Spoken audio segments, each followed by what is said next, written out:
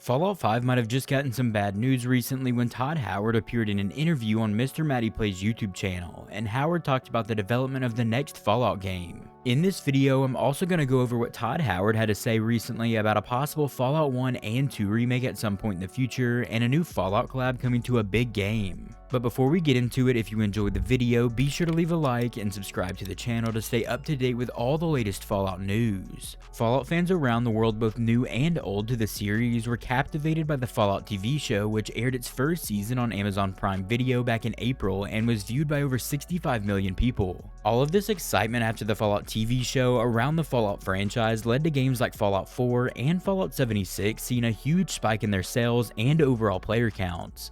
Fallout 4 had well over 100,000 concurrent players while topping the sales charts for a couple of months, and Fallout 76 had a huge spike in their player counts that led to them breaking their all-time concurrent player count record on Steam. Now this has led us to a point of wondering about Fallout 5 and when we might actually get our hands on the next installment in the Fallout franchise.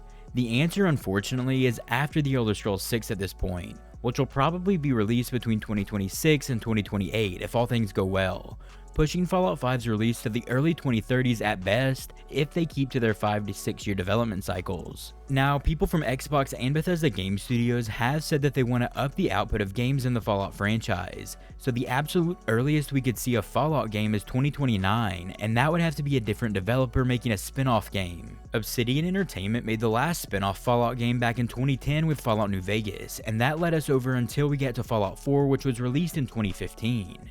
Now, for us to get a spin-off Fallout game in 2029, then another studio would have to be working on the game right now as we speak. And while I doubt that is currently happening at this time, I sure hope it is. Let me know down in the comments what you think about the possible release dates for Fallout 5 or some other spin-off game. In this interview with Mr. Matty Plays, Todd Howard made some comments about Fallout 5's development, and if they are in fact not making a spin-off game right now, then this could be some bad news for Fallout 5. When talking about the Fallout series, Todd Howard said that the team at Bethesda Game Studios takes a lot of time planning out their franchises, and what directions they plan to take each of them in the future. Here's what Todd Howard had to say. And then for other Fallout games in the future, obviously I can't talk about those right now, but I would say sort of rushing through them, or we need to get stuff out that is different than the work we're doing in 76. We don't feel like we need to rush any of that. Right now, the Fallout TV show fills a certain niche in terms of the franchise and storytelling. In this quote, it sounds like Todd Howard is saying that he sees no need to rush out Fallout 5 at this time, since games are out there like Fallout 76 and other media like the Fallout TV show, and they're currently serving as continuous stories in the Fallout universe, and will continue to do so for years to come. I guess that does make some sense from a business and franchise management perspective, but a game like Fallout 76 and the TV show does not necessarily fill the same void that a single-player Fallout experience would for me personally. I know that Bethesda Game Studios has planned for Fallout 76 to live as an ongoing game for the next 10 plus years, and it sounds like they have plans for it to go even beyond that. But the heart and soul of Fallout is their single-player games and narratives that they craft, which we have not seen since Fallout 4 was released back in 2015. And now with the Fallout TV show bringing in a huge new audience of fans to the Fallout franchise, there will be more people than ever eagerly awaiting the next installment in the Fallout franchise. As a business, you would think that they'd want to take advantage of this type of hype. When talking about the next single-player game in the Fallout franchise, this is what Todd Howard had to say. Totally get the desire for a new kind of mainline single-player game. And look, those things take time. I don't think it's bad for people to miss things, right. As well. So we just want to get it right and make sure that everything we're doing in a franchise, whether it's Elder Scrolls or Fallout or now Starfield, that those become, meaningful moments for everybody who love these franchises as much as we do. Well, I guess I do kind of understand the points that he's making in this quote. I think we will be well beyond the point of missing things when the last single-player release in some of these series was Skyrim back in 2011 and Fallout 4 back in 2015.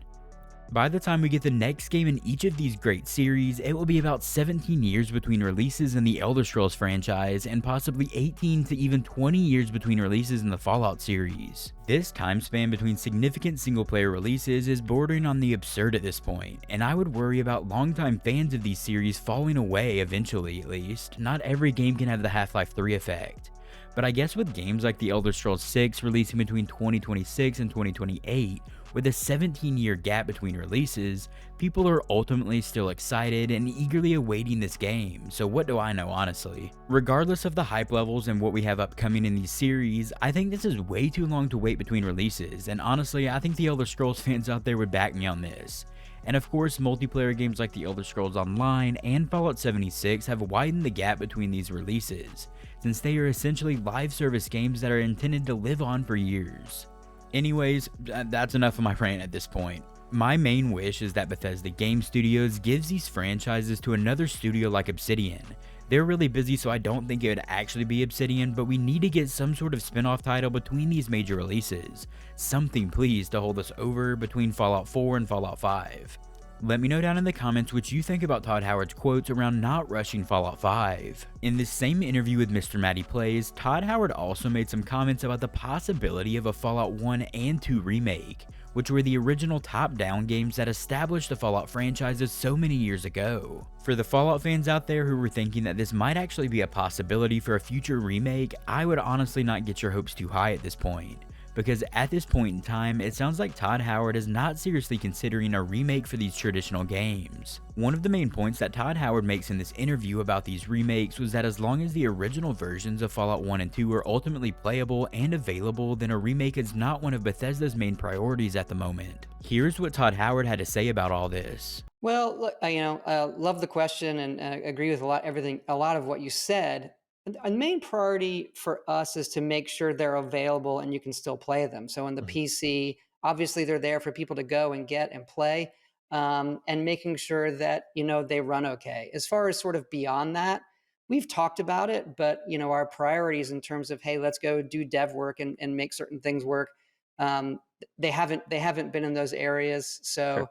again, priority is, hey, can people load it up and play it? With these quotes from Todd Howard, honestly it sounds like we should not be expecting a remake of these games anytime soon, or ever for that matter, even though a console version or even a PC version of the original Fallout games that has more user-friendly controls and UI elements would be a very nice addition to have to the series. But Todd Howard ultimately does continue on in this interview to make some good points about why they wouldn't want to develop remakes of Fallout 1 and 2. Here's what he had to say. And I do think we want it to load up and run well. The rest of it, like I could argue, I think some of the charm of games, from that area in the original Fallouts is a little bit of that age, Yeah. right? So I would never want to sort of, paste over some of that with, well, we changed how this works, so it's more modern. I can Again, so as respect long that. as you can download it, as long as it loads up and runs,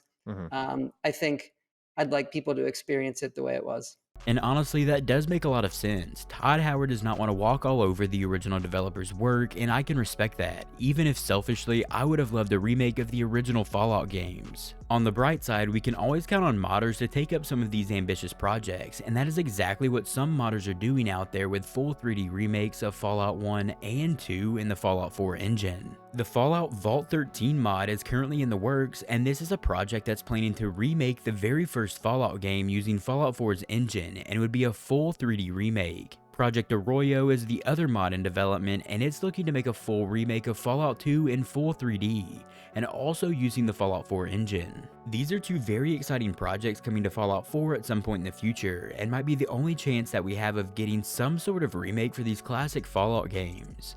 Let me know what you think down in the comments about Bethesda Game Studios not developing a remake of Fallout 1 and 2.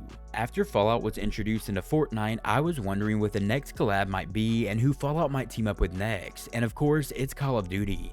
Season 4 of Modern Warfare 3 saw new cosmetics introduced to the game in collaboration with Fallout.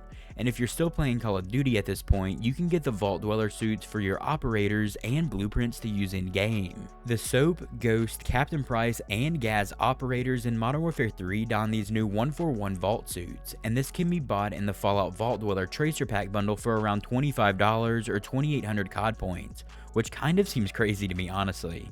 Here's what you can get inside the bundle though.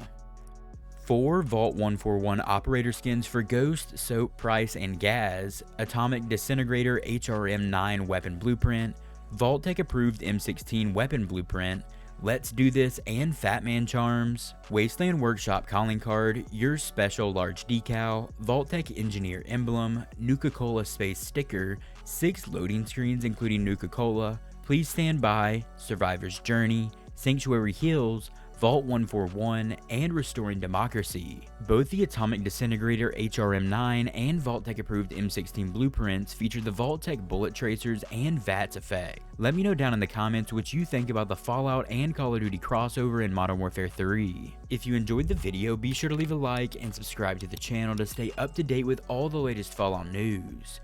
And if you're looking for something else to watch, click one of the videos you're seeing on screen right now. I will see you there.